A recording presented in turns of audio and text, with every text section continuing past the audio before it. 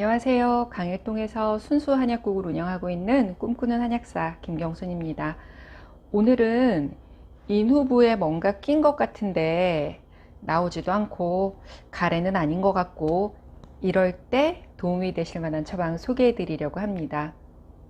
감기나 코로나 이후에 다른 증상은 다 빠졌는데 목에 있는 이물감이 불편하실 수도 있고요. 감기가 아닌데 나 하며 지낸 지 꽤 됐다 하신 분들에게 참고가 되실 겁니다.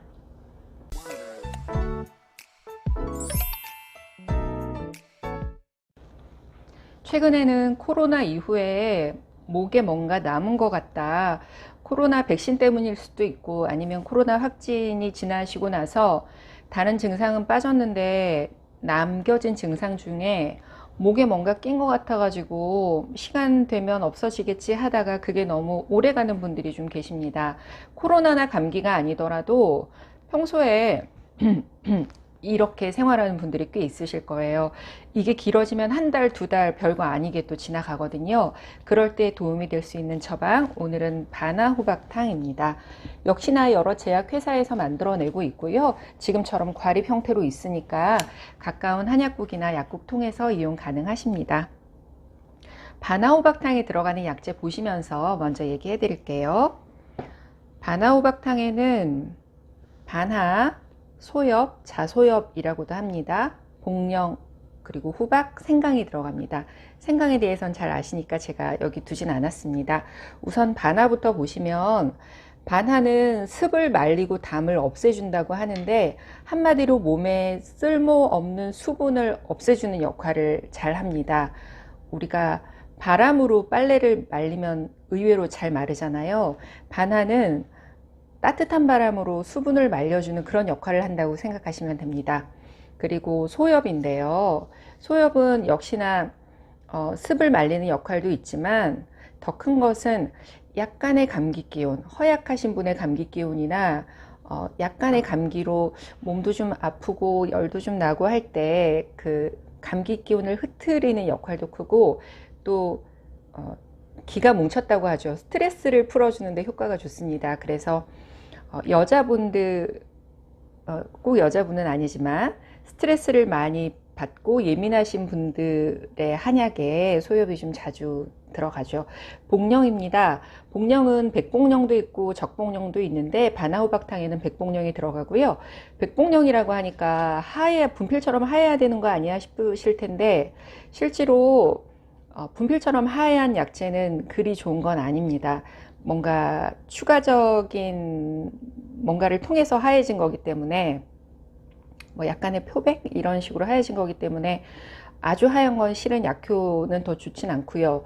또 백복령도 도화복령이라고 해서 약간 누르끼리 약간 핑크색 이런 느낌이 나는 복령일수록 더 효과가 좋은 것으로 알려져 있습니다. 후박입니다. 후박은 기를 돌리는 효과도 있고요. 얘도 역시나 뭉친 것을 잘 풀어주기 때문에 소화제 같은 데에도 많이 들어갑니다. 그러니까 약재에서 보시듯이 바나, 소엽, 복령 이런 애들이 수분을 잘 어딘가로 뭐 소변으로 나오든 땀으로 나오든 수분을 잘 없애주는 역할을 하고 있고 또 후박과 소엽은 뭉친 기를 풀어주는 역할을 합니다. 한마디로 바나호박탕은 몸에 뭔가 쓸모없는 수분기가 있는데 여기에다가 스트레스가 쌓여가지고 걔네끼리 어딘가에 뭉쳐 있는 겁니다. 몸에 쓸모없는 수분기와 스트레스 그 기운이 뭉쳐서 목에 있으면 이런 식으로 불편함을 느껴지게 하고요. 이게 소화기의 정체가 되면 울렁거린다든가 아니면 뭐 멀미를 잘한다든가 속이 쓰리다거나 위염이 있다거나 이런 증상으로 발현이 되죠.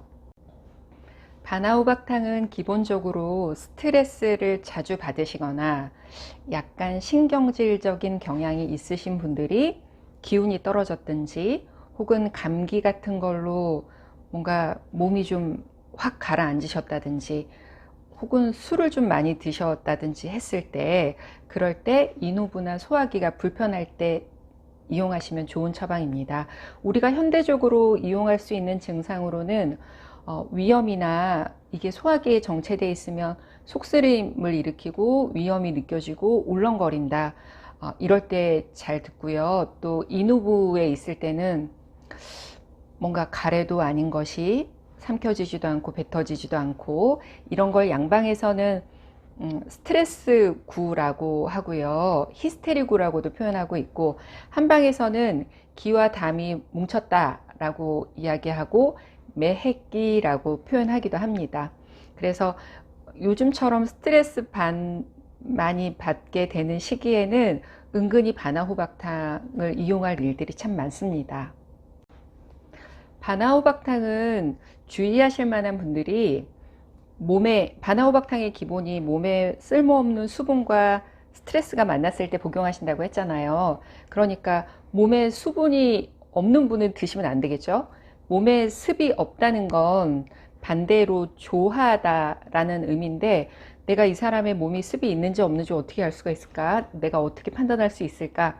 추측하는 방법은 피부가 좀 푸석하다, 원래 좀 피부가 푸석하다, 그리고 목이 좀 자주 마른다, 그러면 몸에 좀 습이 없다라고 추측할 수 있겠고요.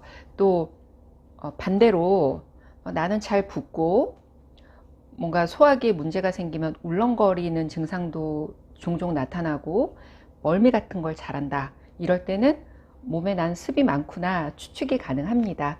당연히 이 처방은 단방으로도 이용이 되지만 다른 처방과 같이 또 많이 사용이 되고 있는데, 예를 들어 화가 너무 많이 났는데 화가 너무 많은 분이 어떤 소화기 질환이나 매획기가 있을 때는 사역산이나 소시오탄 같은 걸로 같이 합방하기도 하고요. 감기 기운으로 목이 쉬었을 때는 맹문동탕 같은 처방과도 같이 많이 이용되기도 합니다. 저는 개인적으로 저희 한약국에 오시는 환자분 중에 감기도 아니었고 아픈 적 없는데 이 하는 불편한 증상을 몇 년을 갖고 계신 분이 계셨어요. 그래서 그분은 용각산을 거의 주머니에 하나씩, 주머니나 가방에 한두 개씩은 꼭 갖고 다니시는 분이었는데, 어느 순간은 그 용각산도 별로 잘 안 듣는 것 같아 가지고 용각산도 복용해 보셨다가 아니면 뭐 목캔디 같은 것도 드셨다가 했는데 너무 안 돼서 이 방법 저 방법 하다가 저희 약을 복용해 보셨는데 도움을 받으신 분도 계셨어요. 그래서 은근히 오래된 증상, 매핵기는 오래 가는 분들이 은근히 많으시거든요. 그럴 때 별 방법이 없을 때, 또 병원에 갔는데 아무 이상이 없다고 했을 때 한방처방 바나호박탕이라는 것도 있으니까 기억해 두셨다가 참고하시면 좋을 것 같습니다. 아무쪼록 무탈하시고 더 평안하시기 바랍니다. 꿈꾸는 한약사 김경순이었습니다. 고맙습니다.